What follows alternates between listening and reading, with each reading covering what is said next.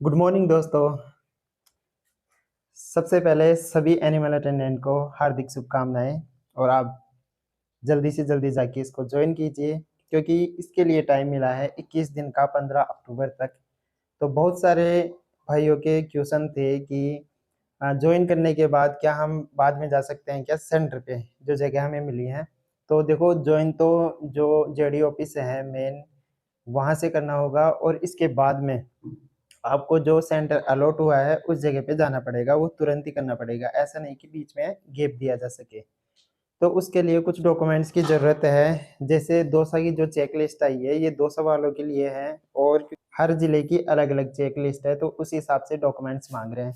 तो मैं दौसा वालों के लिए बताता हूँ कि सबसे पहले तो है जो पुलिस वेरिफिकेशन, उसकी ज़रूरत पड़ेगी।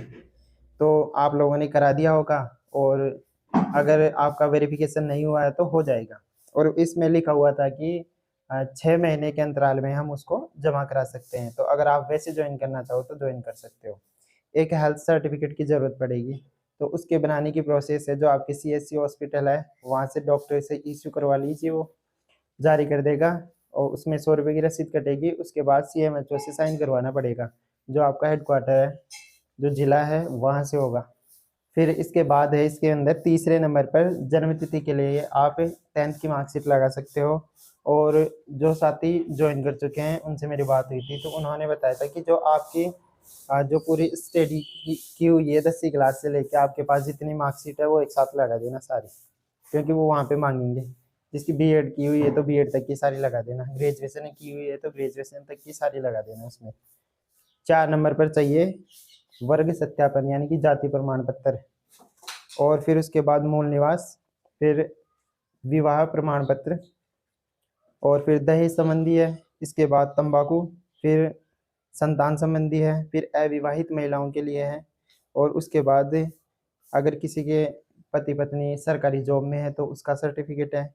जैसे जो जिलों की लिस्ट भरवाए थे, चॉइस भरवाए थे, उस समय लगी थी वो वाली।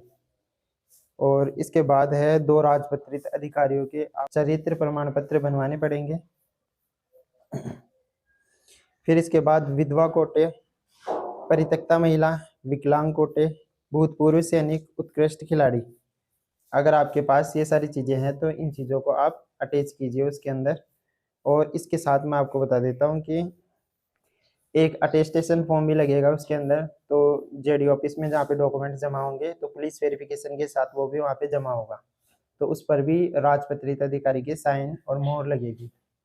और इसी के साथ जो है 10वीं से लेके जो आपकी, वो मैं बता ही चुका हूँ आपको, जो सिलेक्शन की PDF आई थी हमारी, उसका 1 से लेके 5 तक के पेज कॉपी कराने हैं शुरू के। फिर जिस पेज में आपका नाम है उस पेज की कॉपी करवानी है, और एक लास्ट का पेज उसकी कॉपी करवानी है। और कार्यसूची फॉर्मेट, जो दौसा की चेकलिस्ट आई थी वही है कार्यसूची फॉर्मेट, वो सबसे ऊपर रखना है।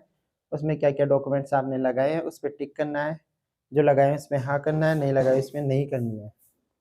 फिर एप्लीकेशन लिखना है ज्वाइनिंग के लिए, और एक डायरी की ज़रूरत पड़ेगी जो वहाँ पे चाहिए। इसके बाद आएगी एक सर्विस बुक। तो सर्विस बुक ले जाना ज़रूरी है, क्योंकि आपका जो पूरी 60 साल तक की जो सर्विस होगी, आपकी उम्र 60 साल होगी तब तक की जो सर्विस होगी वो सर्विस बुक में रहेगी। तो आप अच्छी बुक खरीदना, लगभग 300 रुपये के समथिंग आएगी, तो अच्छी बुक आएगी, तो सर्विस बुक भी खरीदना। तो ये सारी चीज़ें हैं, ये सारी तैयार करके और जेडी ऑफिस में जमा कीजिए।